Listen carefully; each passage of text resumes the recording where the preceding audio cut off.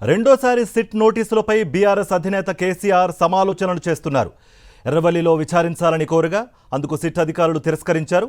నందినగర్లోని ఇంట్లోనే విచారిస్తామన్నారు. దీంతో నిన్న మాజీ మంత్రులు కేటీఆర్, హరీష్ రావు, జగదీష్ రెడ్డిలతో కేసీఆర్ భేటీ అయ్యారు. సిట్ విచారణకు నందినగర్ నివాసానికి వెళ్లాలా వద్దా అనే అంశంపై చర్చించారు. న్యాయ నిపుణుల సలహా తీసుకున్న అనంతరం సిట్ నోటీసులకు కేసీఆర్ రిప్లై ఇచ్చే ఛాన్స్ ఉంది.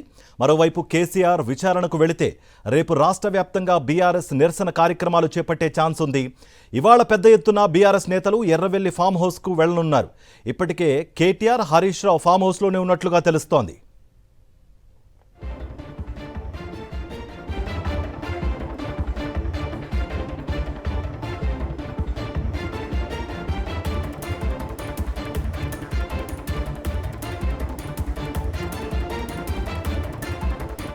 రైట్, కేసీఆర్కు సంబంధించి సిట్ విచారణ అనేది జరగబోతోంది.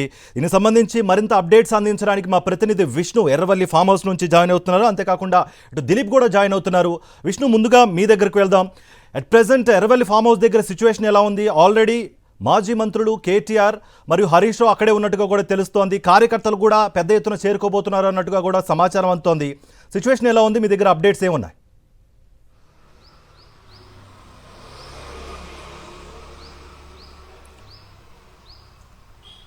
లెటర్కు ఏదైతే కేసీఆర్ దాని రిప్లై పంపిన దాన్ని తిరస్కరించి ఖచ్చితంగా నందినగర్లోనే హాజరు కావాలి, ఎర్రవల్లికి రాలేము మేము, దానికి సంబంధించిన కొన్ని టెక్నికల్ అంశాలు, ఎక్విప్మెంట్స్ అన్ని కూడా ఎర్రవల్లికి తరలించే ప్రసక్తి లేదు కాబట్టి ఖచ్చితంగా నందినగర్లోనే విచారణ జరుపుతాము, అది రేపు 3 గంటలకు విచారణ జరుపుతామని చెప్తున్న పరిస్థితుల్లో దానికి ఏ రకమైన రిప్లై ఇవ్వబోతుంది అనేది చాలా ఉత్కంఠంగా ఉంది. ముఖ్యంగా కేసీఆర్ ముందు మూడు ఆప్షన్లు ఉన్నట్టుగా తెలుస్తుంది. మొదటిది నందినగర్ వెళ్లి విచారణలో పాల్గొనడమా, సిట్టుకు ఏదైతే ఫోన్ ట్యాపింగ్ సంబంధించి తమకు ఎలాంటి సంబంధం లేదని చెప్పని నందినగర్లోకి వెళ్లి పోలీసుల అధికారులు అన్నట్టుగా సిట్ అధికారుల ముందు చెప్పడం అన్నది మొదటి అంశం. అయితే ఖచ్చితంగా ఈరోజు మరొక ఉత్తరం రాయడం, తను రాలేనక్కడికి తన రెసిడెంట్ అడ్రస్ ఎర్రవల్లిలోనే ఉంది కాబట్టి మీరు నిబంధనల ప్రకారం ఇక్కడికే వచ్చి ఇక్కడ విచారించుకోవచ్చు అన్న దాని మీద దానికి రిప్లై ఇవ్వడం.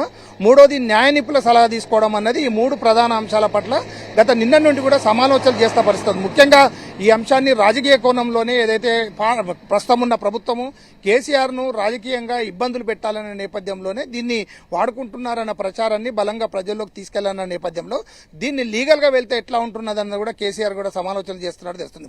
ప్రస్తుతం మనం ఎర్రవల్లి దగ్గర ఉన్నాము. ఎర్రవల్లి ఫామ్ హౌస్లో నిన్న సాయంత్రం నుండి కూడా హరీష్ రావు, కేటీఆర్, అట్టే ఇంకో కొంత ముఖ్యం జగదీశ్వర్ రెడ్డి, సంతోష్ రావుతో పాటు కొంతమంది ముఖ్య నేతలందరూ కూడా నిన్న నుండి ఇదే ఫామ్ హౌస్లో ఉన్నారు. ఫామ్ హౌస్లోనే నేను సాయంత్రం రాత్రి 10 గంటల వరకు కూడా ఈ అంశాలకు సంబంధించి న్యాయ నిపుణులతో మాట్లాడాలన్న విషయంలో కూడా పరిగణలోకి తీసుకున్నట్టు తెలుస్తుంది. అది మరికొంతమంది ముఖ్య నేతలు 12 గంటల ప్రాంతంలో కేసీఆర్ ఉన్న ప్రాంతానికి ఎర్రవల్లికి రావడం, అక్కడ ఇంకా డీప్గా చర్చించడం జరుగుతుంది. మరోవైపు కనుక చూసుకుంటే ఒకవేళ కేసీఆర్ రేపు 3 గంటలకు నందినగర్ వెళ్లే అవకాశం ఉంటే పెద్ద ఎత్తున కూడా బీఆర్ఎస్ కార్యకర్తలందరూ కూడా రోడ్డు మీదకి వచ్చే అవకాశం ఉంటుంది కాబట్టి దాన్ని కంట్రోల్ చేయడం కోసం ఏం చేయాలన్నది కూడా పోలీసు వాళ్ళు కొంత ముందస్తుగానే జాగ్రత్తలు తీసుకుంటున్న పరిస్థితి. మొత్తానికి కనుక చూసుకుంటే 12 గంటల ప్రాంతంలో మరికొంతమంది కీలక నేతలతో కేసీఆర్ మాట్లాడే అవకాశం అయితే కనబడతా ఉంది. కార్తిక్, రైట్ విష్ణు, అయితే ఎర్రవల్లి ఫామ్ హౌస్ దగ్గర సిచ్యువేషన్ అలా ఉంటే నందినగర్ దగ్గర కేసీఆర్ నివాసం వద్ద మా ప్రతినిధి దిలీప్ అందుబాటులో ఉన్నారు. దిలీప్, ఆల్రెడీ సిట్ అధికారులు నిన్న రాత్రి 9 గంటల ప్రాంతంలో ఆల్రెడీ నోటీసులు అంటించి వెళ్ళినట్టుగా కూడా సమాచారం అందుతోంది. ఆ టైంలో అట్ ప్రెజెంట్ అక్కడ ఎవరు లేరు అన్నట్టుగా కూడా చెప్తున్నారు అధికారులు. మరి బీఆర్ఎస్ నెక్స్ట్ స్టెప్ ఎలా ఉండబోతోంది? న్యాయ సలహా తీసుకుని రివర్ట్ చేసే అవకాశం ఉందా? మీ దగ్గర ఎటువంటి అప్డేట్స్ ఉన్నాయి? ఎస్ కార్తిక్, నిన్న సాయంత్రం 9:30 గంటల ప్రాంతంలో నందినగర్ నివాసంలో ఉన్నటువంటి కేసీఆర్ నివాసానికి సిట్ అధికారులు వచ్చారు. సో నోటీసు అంటించారు. అక్కడ సిబ్బందికి కూడా నోటీసులు ఇచ్చిన పరిస్థితి కనిపిస్తుంది. సో రేపు మధ్యాహ్నం 3 గంటలకు సిట్ విచారణకు నందినగర్ నివాసంలోనే కేసీఆర్ హాజరు కావాలంటూ కూడా సిట్ నోటీసులో పేర్కొన్న పరిస్థితి కనిపిస్తుంది. నేపథ్యంలోనే ఇటు బీఆర్ఎస్ అధినేత కేసీఆర్తో ఇటు బీఆర్ఎస్ వర్కింగ్ ప్రెసిడెంట్ అలాగే మాజీ మంత్రి హరీష్ రావుతో పాటు కొంతమంది కీలక నేతలు కూడా ఇవాళ ఫామ్ హౌస్ లో భేటీ కానున్నారు. ఈ అంశం పైన సో రేపు విచారణకు హాజరవ్వాలా లేదా, సో అనేటువంటి విషయం పైన కూడా కొంత న్యాయ నిపుణుల సలహా తీసుకునే అవకాశం ఉన్నట్టుగా తెలుస్తుంది. ఒకవేళ న్యాయస్థానాన్ని ఆశ్రయించే అవకాశం ఉంటే కూడా హౌస్ మోషన్ వేసి రిట్ పిటిషన్ దాఖలు చేసే అవకాశం ఉన్నట్టుగా తెలుస్తా ఉంది. ఎందుకంటే ఇదంతా కూడా రాజకీయ కుట్ర, రాజకీయ కక్ష సాధింపు భాగంలోనే ఇలా సిట్ అధికారుల చేత నోటీసులు అందిస్తున్నారు బీఆర్ఎస్ నేతలకు వరుసగా అనేది బీఆర్ఎస్ నేతలు ఆరోపిస్తున్న పరిస్థితి కనిపిస్తుంది. కాబట్టి ఒకవేళ ఆ రిట్ పిటిషన్ కి సంబంధించి తన ఆరోగ్యం బాగాలేదు, లేదంటే